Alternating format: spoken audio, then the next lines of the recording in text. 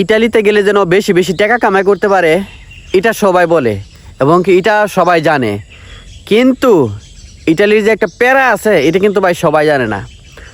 প্রথম অবস্থায় আপনি যদি ইটালিতে যান, আপনি মনে করেন মিনিমাম 6 মাস আপনি বাড়িতে টাকা দিতে পারবেন না।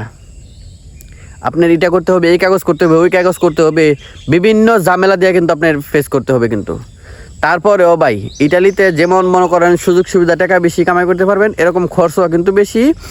আবার কিন্তু দৌড়াদৌড়িও কিন্তু আছে ভাই। প্রতি মাসে আপনার ধরতে গেলে দৌড়াদৌড়ি করতে হবে, এই কাগজ সেই কাগজ, বক্কর চক্কর মানে করেন দৌড়াদৌড়ি করতেই হবে, সবসময় দৌড়াদৌড়ি করতে হবে কাগজপত্র নিয়ে।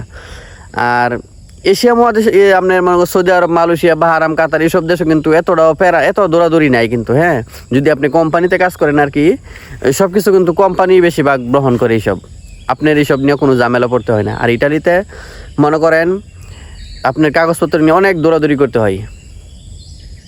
তো ইটালি যাইলে মনে করেন আরও অনেক ভালো আছে, অনেক সুযোগ সুবিধাও আছে। আপনি মনে করেন এই দেশেও সেটেল হতে পারবেন। এইসব দেশে কিন্তু মালয়েশিয়া, সৌদি আরব, বাংলাদেশ, কাতার মাতার এইসব দেশে কিন্তু আপনি সেটেল হতে পারবেন না সহজে। তো এইসব দেশে সেটেল হওয়া যায় না। কিন্তু এটা যেটুকু ইটালি যেটুকু ইউরোপ দেশ, আপনি কিন্তু এখানে সেটেল হতে পারবেন। ধন্যবাদ।